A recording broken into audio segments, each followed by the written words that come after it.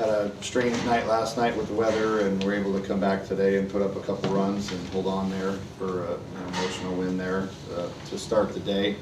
I thought every indication was we were going to bounce back and use that momentum coming into the second game today, and we didn't had a nice start where we came back and bounced back and put 2 runs on the board, but we just offensively didn't have a very good approach, or we got away from our approach for 5 or 6 innings there, which can't happen. So we weren't able to do much, and we made some mistakes defensively that cost us a little bit, and gave up quite a few barrels from the offensive or pitching standpoint. It just, I guess the only silver lining was the fact that we didn't quit and battled and put up 5 in the 9th there, and kind of made it interesting. But yeah, that was we were hoping to get all 3.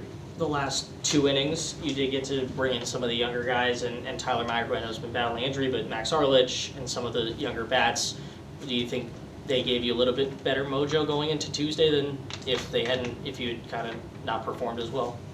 Well, I mean, we're trying to keep those guys involved and B sharp as we possibly can.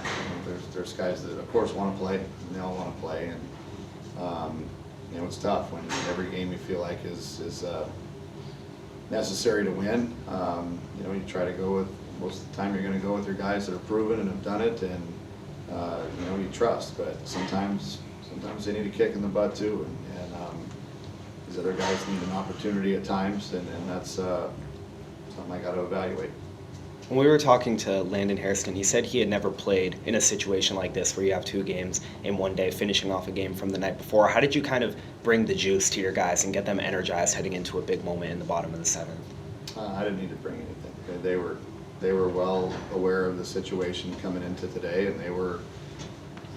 I didn't need to pep talk them or anything. They were in a good spot mentally, and they were able to come out and get it done. I think that emotional high probably hurt us going into the next game, being that we kind of, I won't say let our foot off the gas, that's not the right word, but it was an emotional night last night, and come out on top today was great. But like I said, I was hoping we would carry that momentum into game 2, and just didn't perform the way we were supposed to. The top 2 guys in the order were the only guys to get 2 or more hits today. How has their consistency just helped you kind of set the tone for the rest of the batting lineup?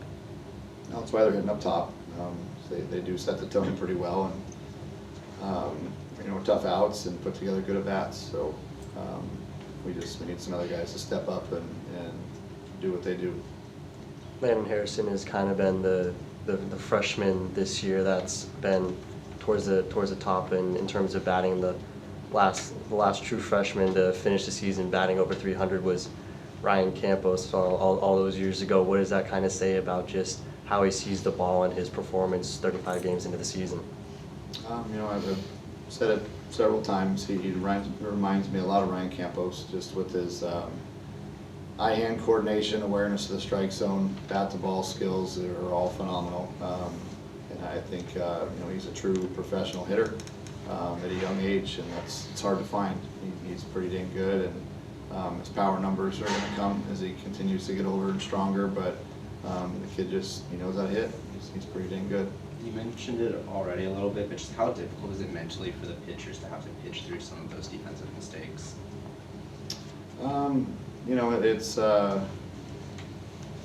It shouldn't be, because mistakes are part of the game, and we got to be mentally better than that. But I get more disappointed at our position guys. Like, man, we got to make plays for them. I mean, there's especially day games. When the ball's carrying here, we cannot give teams extra outs. I don't care who we are. And that came back and bit us today a couple times, and plays that were makeable. I think they went down as hits, but they were. I think we all know that they should have been made. I think it could have been made. And it came back to bite us. I think they're in the 3rd inning. We gave up a 3-run homer right after that. Obviously you'd like the pitchers to pick up the position player on that play, but we're tough on our position guys. We need to make plays when the opportunity presents itself. And on the other side of the ball, what did you see from St. Petty that you think made him so effective today? Again, we just chased below the zone too much. And we had a good approach in the first inning off of him and made him be up. And then, I don't know if guys weren't recognizing as well, but we continued to chase the cutter slider that he had that was just below the zone. And we had way too much weak contact. And I think sometimes when you have early success off of an arm, you think it's going to be easy the rest of the way, and you get out of your game plan. And that's it's a sign of immaturity at times, and we've preached upon that pretty much all year long, is get pitches above the zone and stay out from below the zone. But yeah, we just didn't do a great job of that.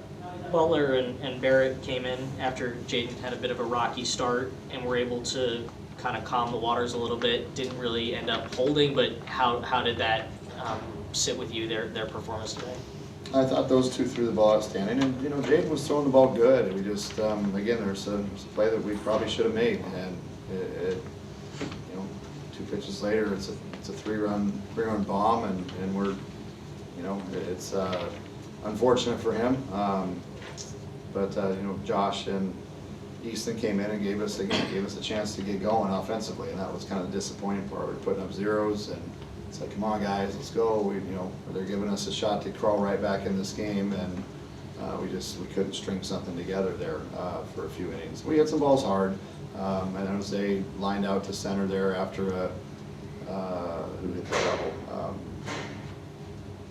I think Boo hit the double off the wall, and then Jose lines out to center, trying to move him to third, and he lines out to center, and it's like there's not much you can do about that. And we had a couple of poor at bats after that. So there's things that we can certainly do better.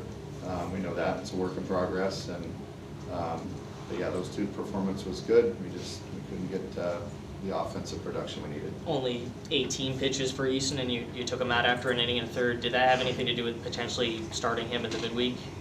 No.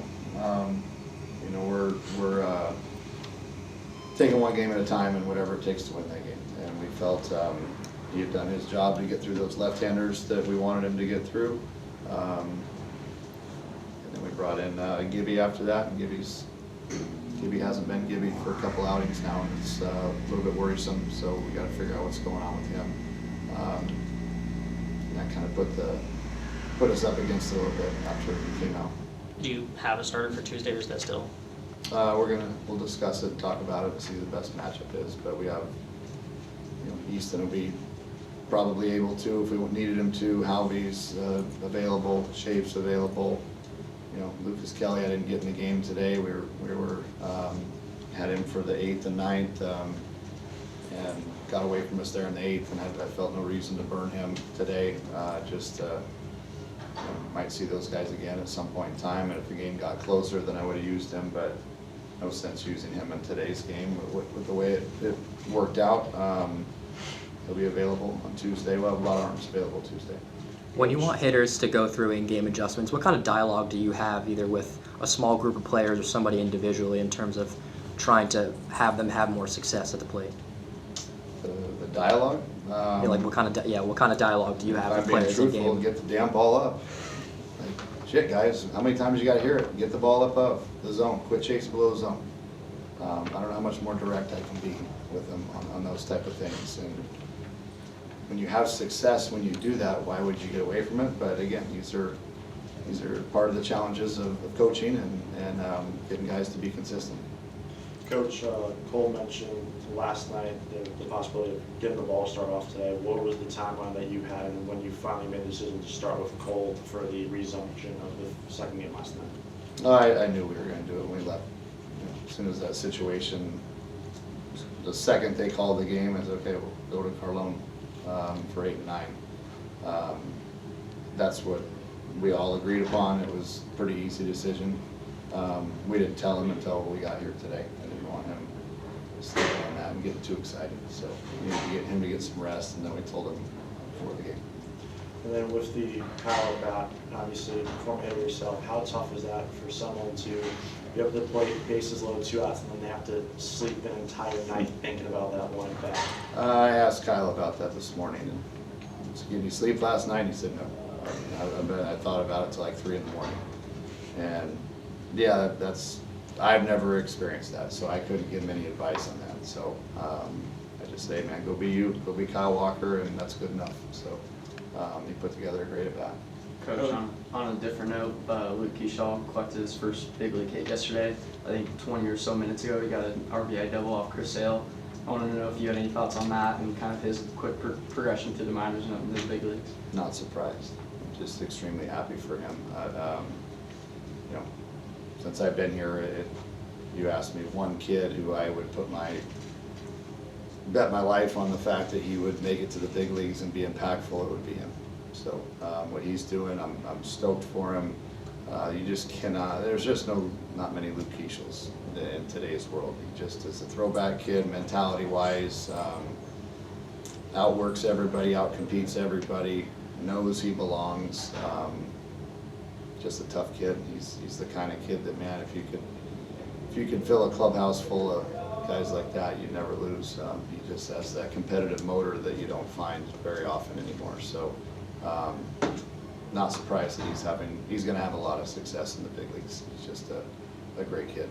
Coach, your first three guys in the ninth, the all pinch hitters, they reached base. Is there anything you told them, and what do you make of that performance? I didn't tell him anything other than you're hitting. Go get a bat and go get you in a bat and make the most of it. So they did outstanding. All four of them, they did what they were supposed to do. The Jax Ryan base hit, Becca Zavorik base hit, McGarry walked, Rooster hit a sac fly. Kid almost dropped that, which would have made things really, really interesting. But you know, they did what they were supposed to do. I don't know, maybe I should have considered starting those guys. Beckett back in his third game since his ankle injury. How good is it just seeing him get the barrel on the ball with good contact too? Again, that's one of those kids I'm not overly surprised. You know, he's a grinder. Kid works hard and waits for his opportunities. He's been one of those freshman kids that just is, you know, behind some guys right now. He's behind Kyle Walker and, you know, those other guys that are playing well, and he's just kind of got to wait his turn. I'm trying to figure out ways to get him in the game. But again, when you're up against it a little bit and you got to win every game, you can go with the guys that have experience and have done well for you in the past. And but I also try to keep those guys as sharp as I possibly can. When there's opportunities to get them in there, I got to try to do it. And you know, it's hard to pinch hit for Toby and New and those guys that you know are your staples, but you know, in a lopsided game, you have to try to get those guys in there and keep them sharp and keep them fresh and shoot. They got a rally started, so it's a positive. Another one of those guys that has kind of been waiting his turn, but has performed really well when given the chance is Max Arlich. I know it's a small sample size, but a 1.42 ERA. You got him a start a couple of weeks back. I know he was a pretty big flip for you guys, having previously gone to A&M. How do you think he's adjusted to pitching collegiately? Yeah, he's doing great. You know, we're again one of those guys that we're trying to get in there as much as we can and give him some opportunities and build his role as we go. You know, he's done everything we've asked him to do, and he continues to have success. So his role will continue to expand. Thanks, Coach. Thanks, Coach.